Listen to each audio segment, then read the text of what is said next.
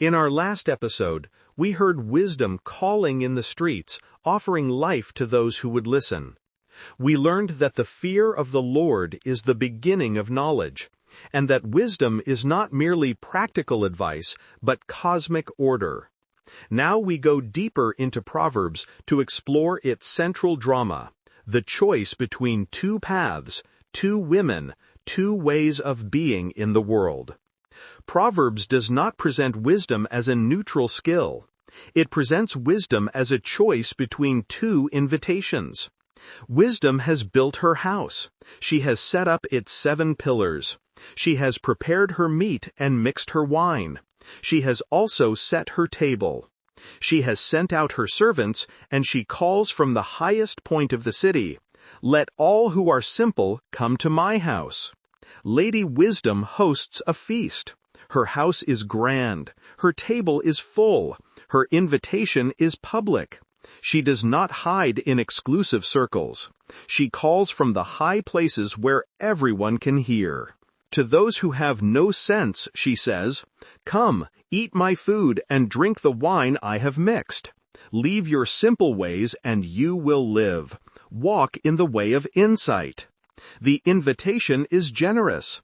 Come, eat, drink, live. But there is another voice.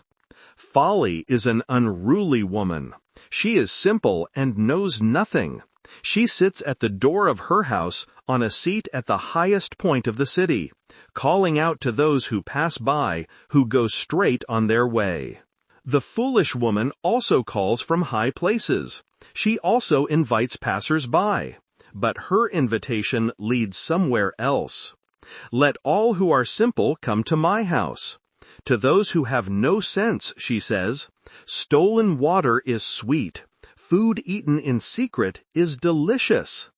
The temptation of folly is that forbidden things feel special. Stolen water tastes sweeter than water freely given. Hidden pleasures feel more exciting than open joys. But little do they know that the dead are there, that her guests are deep in the realm of the dead. The house of folly is a tomb. The feast is poisoned. The path leads to death. This is the stark choice Proverbs presents. 2 houses, 2 tables, 2 futures. Between these 2 invitations, the book unfolds hundreds of individual proverbs, observations about life, snapshots of wise and foolish behavior. A wise son brings joy to his father, but a foolish son brings grief to his mother. Wealth is worthless in the day of wrath, but righteousness delivers from death. When pride comes, then comes disgrace, but with humility comes wisdom. The integrity of the upright guides them, but the unfaithful are destroyed by their duplicity. The Proverbs are short. They are memorable. They are designed to be carried in the mind, ready to apply when the situation arises. Remember, these are patterns, not guarantees. The wise son generally brings joy. The humble generally receive wisdom. The generous are usually blessed. But Proverbs is not making mechanical promises.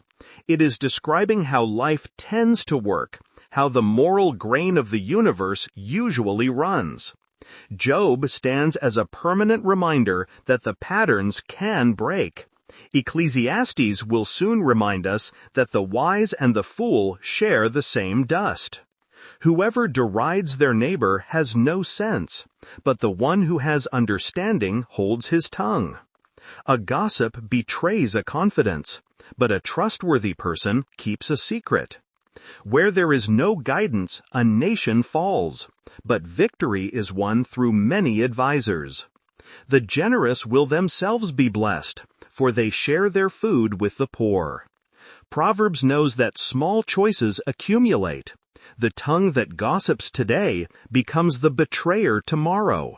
The generosity that gives today becomes the blessing received later. There are 6 things the Lord hates, 7 that are detestable to him: haughty eyes, a lying tongue, hands that shed innocent blood, a heart that devises wicked schemes, feet that are quick to rush into evil, a false witness who pours out lies, and a person who stirs up conflict in the community.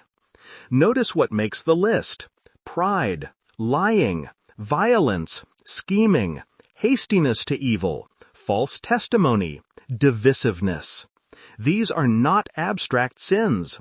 They are concrete behaviors that destroy communities. My son, keep your father's command, and do not forsake your mother's teaching. Bind them always on your heart. Fasten them around your neck. When you walk, they will guide you. When you sleep, they will watch over you. When you awake, they will speak to you. Wisdom is intimate. It is not a rule book consulted in crisis. It is bound on the heart, wrapped around the neck, present in walking, sleeping, waking. For this command is a lamp, this teaching is a light, and correction and instruction are the way to life. And then comes one of the longest warnings in Proverbs, the warning against the adulterous woman. Say to wisdom, you are my sister, and to insight, you are your relative. They will keep you from the adulterous woman, from the wayward woman with her seductive words. A young man is walking through the city at dusk. He passes near her corner, walking along in the direction of her house. At twilight, as the day was fading, as the dark of night set in. Then out came a woman to meet him, dressed like a prostitute and with crafty intent. She is unruly and defiant. Her feet never stay at home. Now in the street, now in the squares, at every corner she lurks.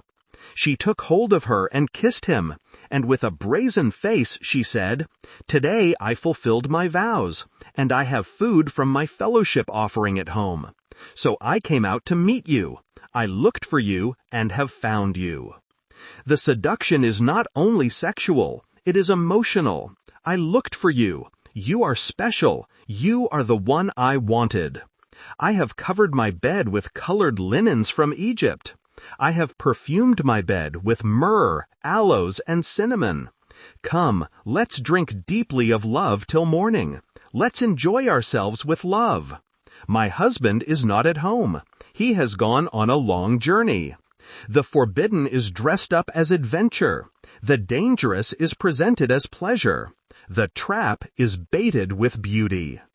With persuasive words she led him astray. She seduced her with her smooth talk. All at once he followed her like an ox going to the slaughter, like a deer stepping into a noose, till an arrow pierces her liver, like a bird darting into a snare, little knowing it will cost him his life. The imagery is brutal: slaughter, noose, arrow, snare, death. Now then, my sons, listen to me. Pay attention to what I say. Do not let your heart turn to her ways or stray into her paths. Many are the victims she has brought down. Her slain are a mighty throng. Her house is a highway to the grave, leading down to the chambers of death. Proverbs is not prudish. It does not forbid desire, but it knows that desire unchecked leads to destruction. The adulterous woman is a symbol of every seductive path that leads away from wisdom. A wife of noble character who can find? She is worth far more than rubies. At the end of Proverbs, a different woman appears, not Lady Wisdom calling from the heights, not the foolish woman with her stolen water, but a real woman, embodied wisdom in flesh and blood. Her husband has full confidence in her and lacks nothing of value. She brings him good, not harm, all the days of her life. She selects wool and flax and works with eager hands. She is like the merchant ships, bringing her food from afar. She gets up while it is still night. She provides food for her family and portions for her female servants. This is not domesticity for its own sake. This is wisdom applied to the craft of daily life. She considers a field and buys it. Out of her earnings she plants a vineyard. She sets about her work vigorously. Her arms are strong for her tasks. She sees that her trading is profitable, and her lamp does not go out at night. The woman of valor is not passive. She evaluates investments. She makes decisions. She builds wealth. In her hand she holds the distaff and grasps the spindle with her fingers. She opens her arms to the poor and extends her hands to the needy. Economic activity is paired with compassion. Productivity is married to generosity.